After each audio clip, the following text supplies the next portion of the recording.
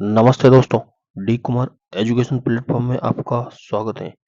मेरा एक छोटा सा प्रयास है, आपको अच्छा लगे तो अधिक से अधिक लाइक कीजिए, शेयर कीजिए और सब्सक्राइब कीजिए। दोस्तों, पीईबी यानी कि प्रोफेशनल एग्जामिनेशन बोर्ड के द्वारा माध्यमिक शिक्षक की पात्रता परीक्षा 2018 यानी कि 2019 में आयोजित की गई थी, जो कि 28 फरवरी 2019 को दोपहर उपरांत का ओल्ड पेपर है।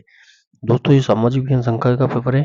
इसमें पहले कुछ वीडियो हमने देखे थे। आज इस आगे का अध्ययन करते हैं।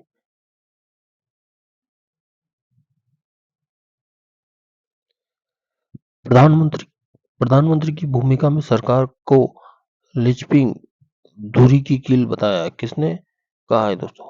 यानी कि किसने प्रधानमंत्री की भूमिका को सरकार की लिंचिंग यानी दूरी की कील बताया है? जवाहरलाल नेहरू। दोस्तों, पंडित जवाहरलाल नेहरू भी खुद प्रधानमंत्री रह चुके हैं, यानी कि देश के पहले प्रधानमंत्री। उन्होंने प्रधानमंत्री की भूमिका सरकार की लिंचिंग यानी कि दूरी की कील बताया है।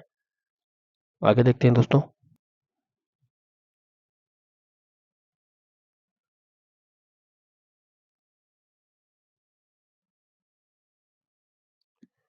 केवल दो एशियाई देश धूप तापीय स्थापित क्षमता में 1 गीगावाट एक देश क्लब में हैं। वे कौन से देश है? इंडोनेशिया और फिलीपींस, यानी कि एक ही लाइन में है दोनों देश। आगे देखते हैं दोस्तों। समिति ने राजनीतिक अपराधीकरण का जिक्र किया है, जो नेताओं और अपराधियों के बीच घनिष्ठ संबंध में सामने आए हैं। कौन समिति ने किया है दोस्तों? यानी कि नेताओं और अपराधियों के बीच घनिष्ठ संबंध पाए गए, यानी कि एनएम बोहरा। एनएम बोहरा ने एनएम बोहरा की समिति ने राजनीतिक के अपराधीकरण का जिक्र किया है, जो नेताओं और अपराधियों के बीच घनिष्ठ संबंध के सामने आए हैं। आगे देखते हैं दोस्तों। वे समाज जो किसानों की अल्पावधि के लिए ऋण की सुविधा प्रदान करती है। दोस्तों, इकोनॉमिक्स का क्वेश्चन है, ऐसे क्वेश्चन बहुत एग्जामों में आते हैं। प्राथमिक कृषि साख समिति। दोस्तों, प्राथमिक कृषि साख समिति किसानों के लिए एक वरदान है, जो कि किसानों को ऋण देती है, खाद बीज देती है, आदि चीजें देती हैं। आगे देखते हैं दोस्तों।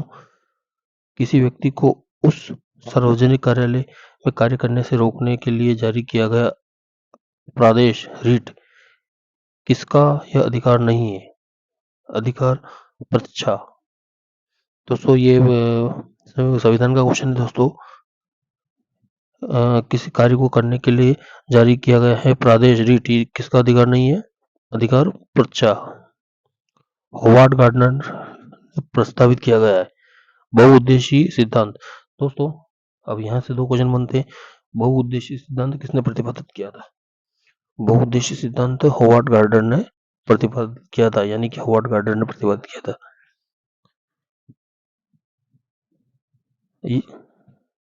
आगे देखते हैं दोस्तों। सामाजिक विज्ञान के शिक्षक को लोकतांत्रिक गुणों का प्रतीक माना जाता है। निम्नलिखित में से क्या एक लोकतांत्रिक गुण है? सामाजिक विज्ञान के शिक्षक को लोकतांत्रिक गुणों का प्रतीक माना जाता है। निम्नलिखित में से क्या एक लोकतांत्रिक गुण है?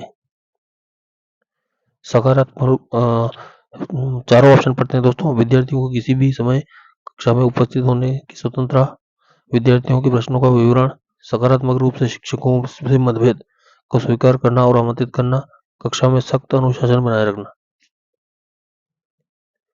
व्याख्यान विधि का प्रमुख अवगुण है। दोस्तों, इसमें चौथा वाला माफ कीजिए दोस्तों, तीसरा वाला क्वेश्चन सही आएगा। सकारात्मक रूप से विद्यार्थियों के मतभेदों को स्वीकार करता है और आमंत्रित करता है। व्याख्यान विधि के प्रमुख अवगुण है दोस्तों, यानी कि नेगेटिव पॉइंट बताना है। एक छात्र द्वारा आत्म प्रयास को हतोत्साहित करता है दोस्तों। आगे देखते हैं दोस्तों। सजा का उद्देश्य व्यवहार की आवृत्ति को कम करना। सजा का उद्देश्य व्यवहार की आवृत्ति को कम करना है, अवांछनीय। वास्तव में सामाजिकरण की नींव है, क्योंकि वह किसी बच्चे का पहला संपर्क होता है। परिवार। अब परिवार वास्तव में सामाजिकरण की नींव है, क्योंकि बच्चा परिवार से ही सब कुछ सीखता है और वो ही प्रथम उसकी समाज की पाठशाला है।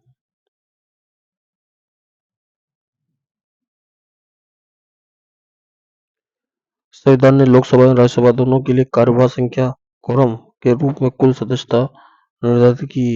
1/10वां यानी कि 10 दोनों के लिए कारवा संख्या है, यानी कि 1/10वां।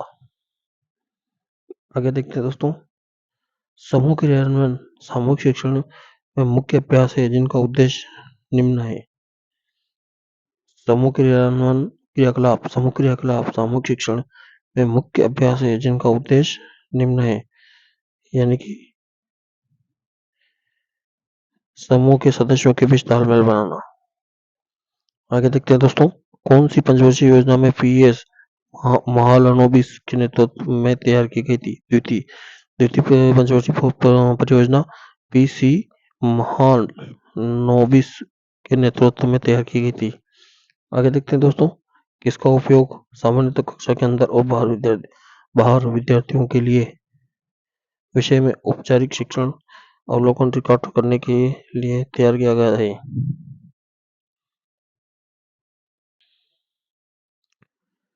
किसका उपयोग सामान्यतः कक्षा के अंदर और बाहर विद्यार्थियों के विषय में अनौपचारिक शिक्षक अवलोकन रिकॉर्ड करने के लिए किया जाता है? उपज्ञानात्मक रिकॉर्ड। कक्षा में विद्यार्थियों के सभी प्रकार के रचनात्मक कार्यों को प्रदर्शित करने के लिए निम्नलिखित में से किसका उपयोग विशिष्ट रूप से किया गया है? कक्षा में विद्यार्थियों के सभी प्रकार के रचनात्मक कार्यों को प्रदर्शित करने के लिए निम्नलिखित में से किसका उपयोग विशिष्ट रूप से किया गया है? Bulletin board.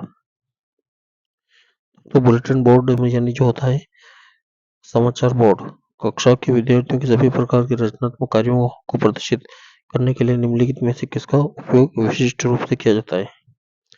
तो बुलेटिन बोर्ड का उपयोग किया जाता है। आगे देखते हैं दोस्तों, न्याय पंचायतें कहाँ प्रचलित है? गाँव में।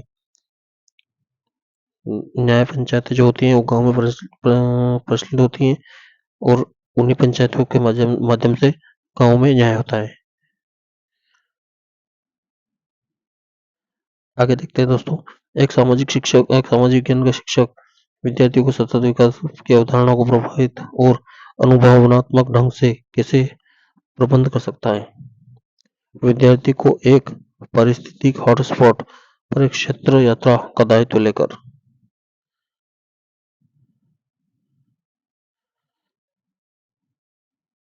भारत में वर्तमान में कितने प्रकार के शहरी स्थानीय सरकार हैं दोस्तों?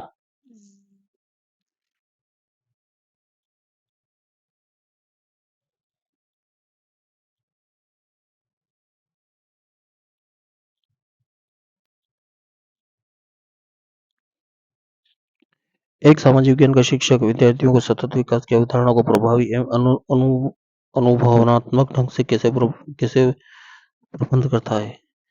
सतत विकास के बहुयोजक एवं सतत संचालन के लिए पर्यावरण संरक्षण प्रबंध दिखाकर विद्यार्थी को एक साथ पारिस्थितिक हॉटस्पॉट पर एक नया क्षेत्र यात्रा का दायित्व लेकर, यानी इसमें तीसरा वाला सही आएगा दोस्तों। विद्यार्थियों को एक साथ पारिस्थितिक हॉटस्पॉट पर एक क्षेत्र यात्रा का दायित्व देकर।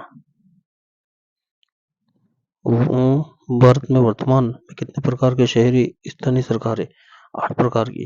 भारत में वर्तमान में कितने प्रकार की शहरी स्थानीय सरकारें यानी 8 प्रकार की।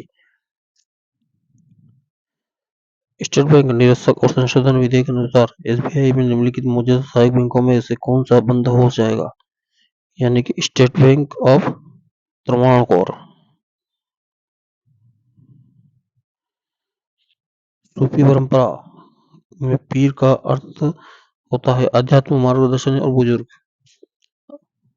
हिस्ट्री का क्वेश्चन दोस्तों, मुख्य इंपॉर्टेंट क्वेश्चन है।